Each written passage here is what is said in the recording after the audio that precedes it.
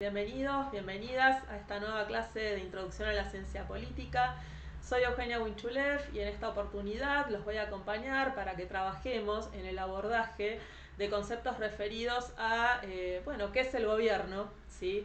Cuáles son sus funciones, cuál es la distinción del concepto de gobierno respecto de otras conceptualizaciones como lo son la de sistema político y régimen político.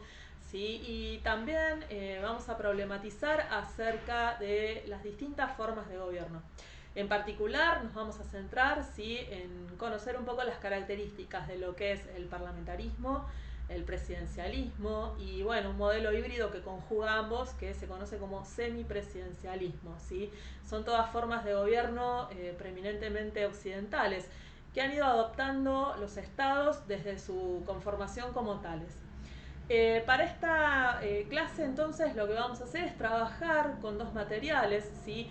Uno de ellos se titula El gobierno, fue escrito por Hipólito Orlandi y Javier Zelaznik para un tradicional libro cuyo título es Introducción a la Ciencia Política, que fue editado por Julio Pinto en 1995.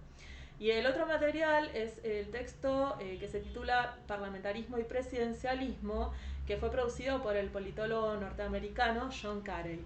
En este caso, en este primer video, ¿sí? En esta primera parte, vamos a retomar algunos de los conceptos del material de Orlandi y Zelaznik, que ellos inician, digamos, con una discusión acerca del concepto de gobierno.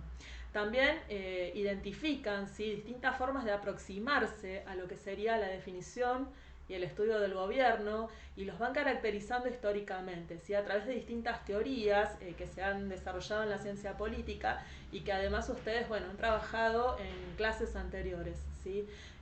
También hay una segunda parte del texto de Orlandi y Zelaznik donde ellos comienzan a describir, ¿no?, lo que son las principales características del presidencialismo, del parlamentarismo, del semipresidencialismo.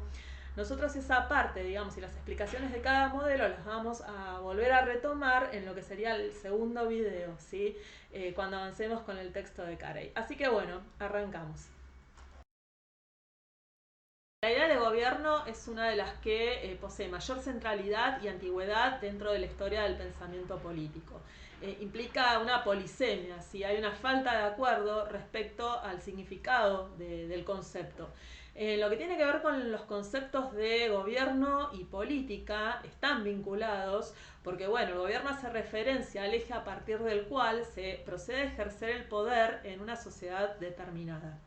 El caso del concepto de poder, a su vez, se define como ya se ha trabajado en la asignatura, ¿no?, como un conjunto de medios, su posesión, la influencia, que permiten conseguir determinados fines. Entonces, en lo que es política, se hace referencia al poder de dirigir, ¿sí? El poder que tendría un conjunto de personas para dirigir al resto de la sociedad. Entonces ahí se pone el foco en lo que es una relación de dirección entre gobernantes y gobernados.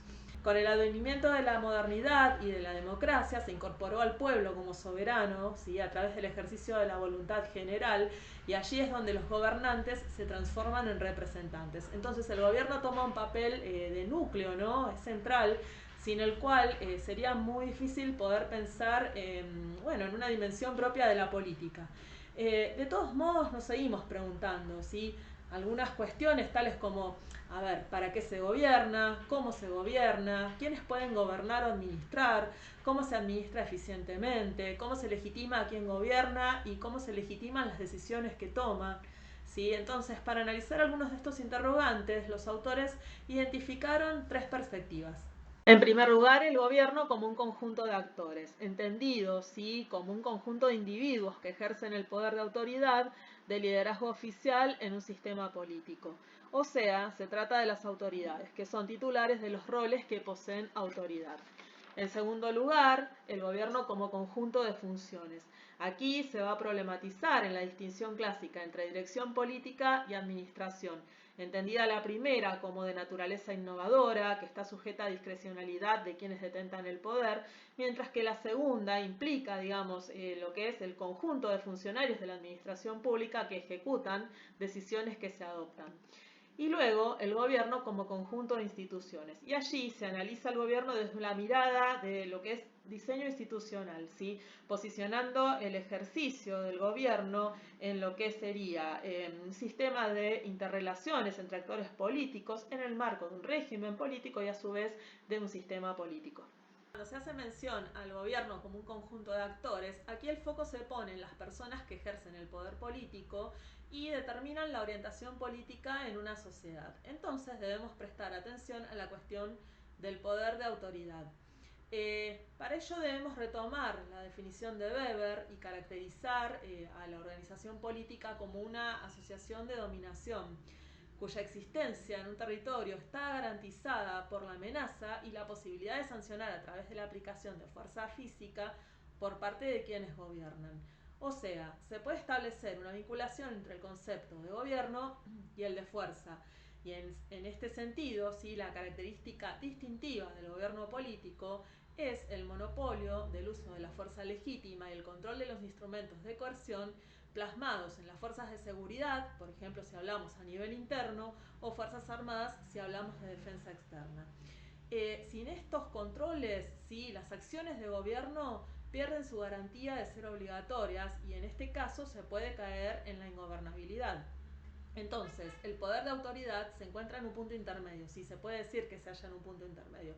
Por un lado, descansa, digamos, en las cualidades, en las habilidades que permiten a un grupo acceder y asumir el gobierno, pero por otro lado, en el poder coercitivo.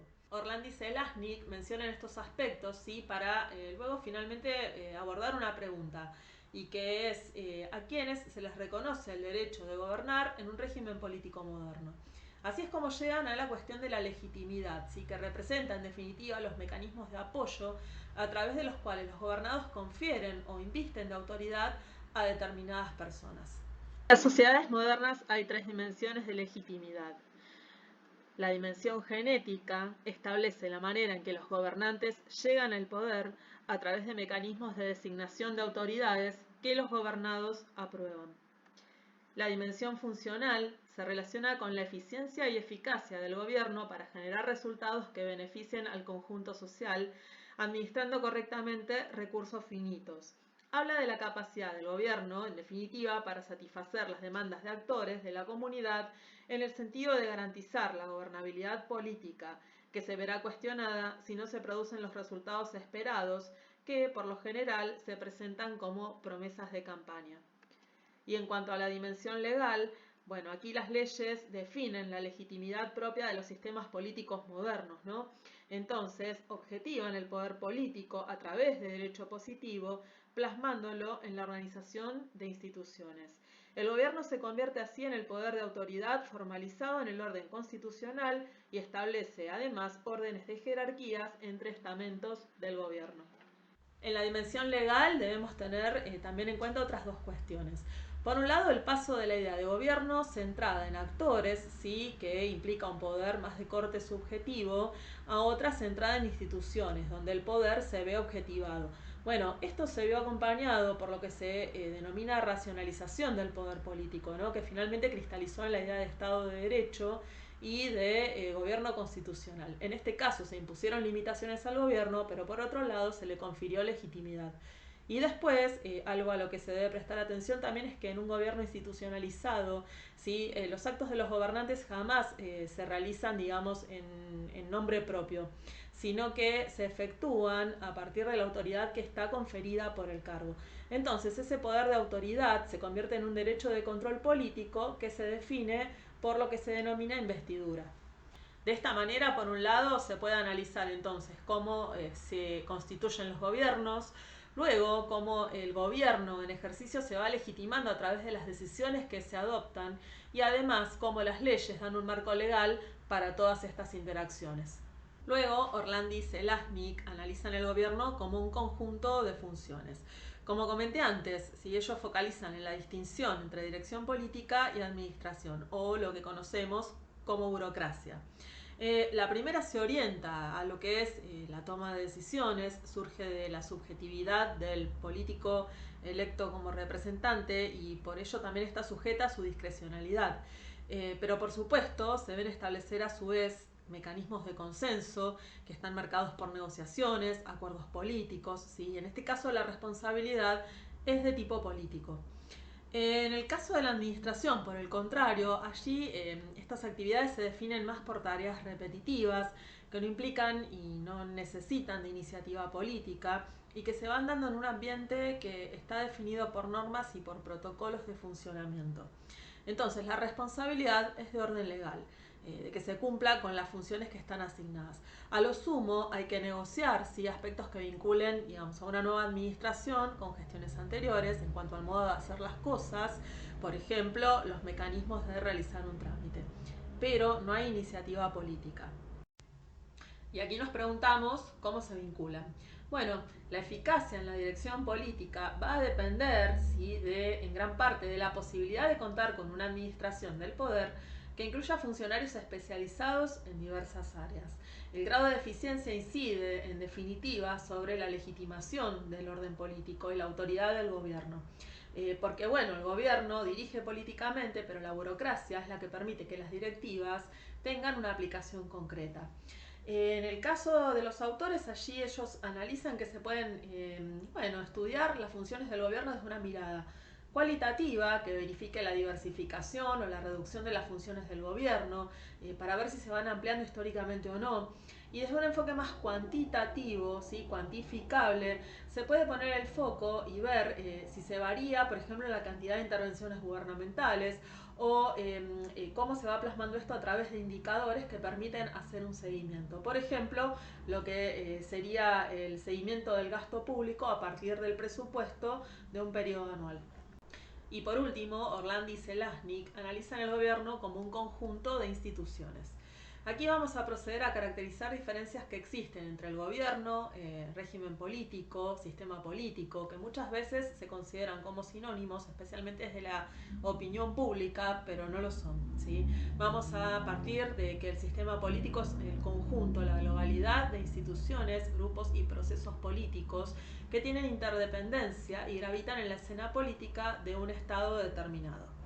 Quien inicia estudios desde la perspectiva del enfoque sistémico es el politólogo canadiense David Easton, quien buscó precisar las características de todos los sistemas políticos sin ver particularidades, en una intención de emular a las ciencias naturales en la búsqueda de leyes generales.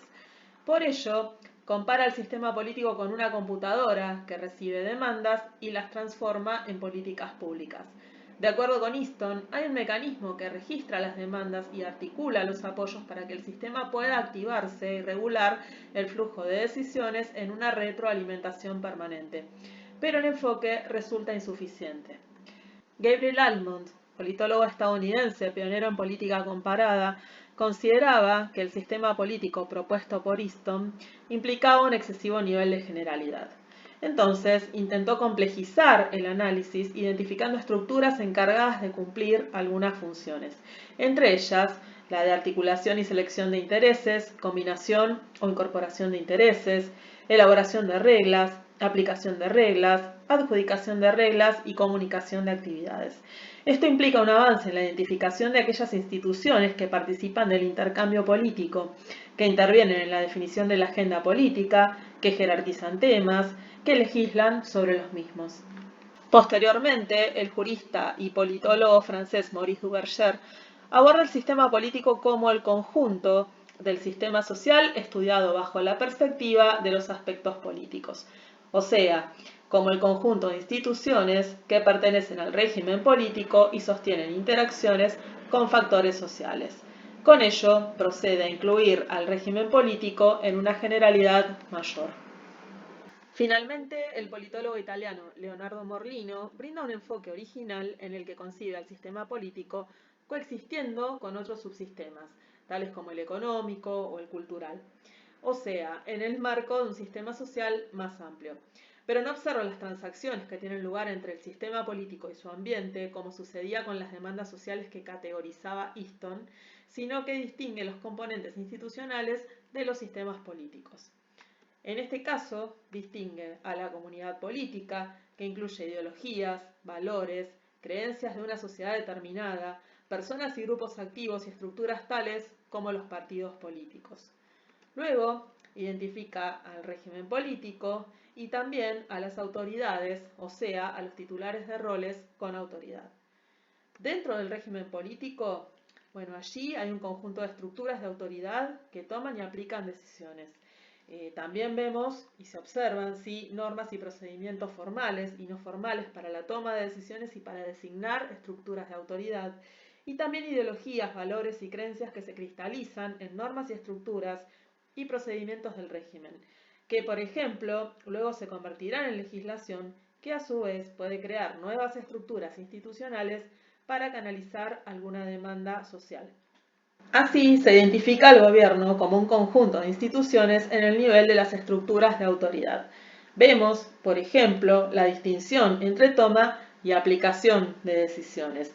A estas últimas corresponden las funciones de la burocracia. En cambio, la toma de decisiones y la dirección política quedan a cargo del gobierno.